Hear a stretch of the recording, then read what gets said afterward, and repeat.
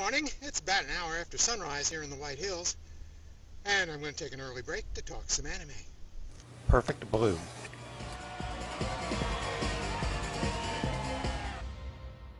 Perfect Blue is a tense psychological mystery thriller, a theatrical anime movie from 10 years ago, and it's available in North America from USMC. Perfect Blue starts with a quick scene that has absolutely nothing to do with the movie's plot, but everything to do with the movie's style. It puts us on immediate notice that what our lying eyes think they see ain't necessarily so. Perfect Blue will tell its story from the subjective view of its characters, and objective reality is going to be in pretty short supply. Mima is a young singer, one-third of a pop idol trio called Cham. They perform in small concert venues around Tokyo. The talent agency that manages the group wants to move Mima into acting instead, and arranges a small bit part for her in a TV crime drama series called Double Bind. Mima's longtime friend and agent, Rumi, a former idol singer herself, isn't so sure that that's the career move that Mima wants, but the senior partners of the firm convince the young woman to take a chance. Mima leaves her singing group for a new career as an actress. Soon, Mima's acting roles expand, but it requires her to perform as a rape victim. And, at the urging of her agency, she also decides to change her image a little and arranges a photo shoot with a men's magazine. Mima's doubts about her new career path grow. Didn't she really want to be a singer? Her old singing group, now a duo, seems to be doing pretty well without her, too. The mix of uncertainty, regret, and shame is really wearing Mima down, and she's picked up some creepily obsessive fans as well. When Mima discovers a website that purports to be her blog, she finds its content hits a little too close to home, and she adds paranoia to her mix. Soon, the new actress, Mima, starts seeing ghostly apparitions of her former idol singer self. I absolutely refuse to do it!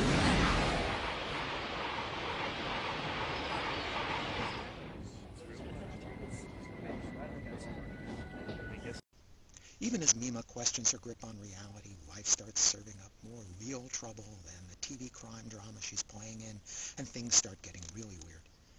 This isn't just a terrific anime, it's a slick thriller in any format.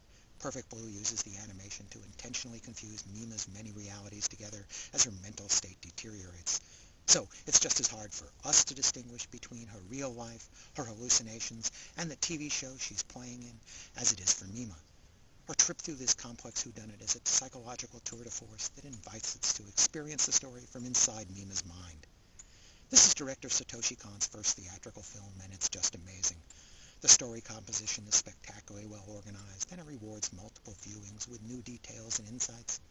The art has detailed backgrounds and very fluid animation motion, and it uses complex cuts and reflections and TV screens to distort our views of reality.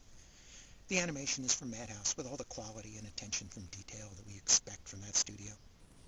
The background music is simple and unobtrusive, developing tension from silence and just a few notes. On the other hand, since this is about an idol singer, we do get a few J-pop songs, at least parts of them in the anime. I found USMC's English dub adequate for the most part, though the voice cast isn't as deep or in the smaller roles as the Japanese voice cast. The key role is Mima, of course, and that requires a range from pop idol cutesy to a more mature woman, and then to some desperate sadness, and also some convincing screaming. I give the edge to the original Japanese soundtrack. I also notice a couple of errors in the English dub. For example, in one place where there's a shoot that Mima's doing in the TV drama, she gives her name in the dialogue as Mima, but when the dialogue gets reviewed by the director a moment later, the recording actually is subtly different, and it uses the name of Mima's character. It's meant to clue us into the difference between Mima's mental perception and reality. But in the English dub, the name Mima got used in both places, an editing slip that betrays the filmmaker's intent. 私は霧声ミマ。私は高倉理香。My name, I'm Mima Kirigoi. So, another good reason for sticking with the Japanese soundtrack with subtitles. On the other hand, the English dub was good enough to make the movie accessible to the public that disdains subtitles. As you've probably guessed, I give Perfect Blue 5 stars. It's an intense psychological thriller that rivets your attention and stands up to multiple viewings, even after you know how it ends. USMC has included some extras on the DVD, including a short interview with director Satoshi Kon, and separate interviews with both Japanese and English voice talent. Plus, there are some music clips and studio recordings of the complete J-pop piece used in the movie. With violence, nudity, and rape, this one probably isn't going to be for the kids. Thanks for listening.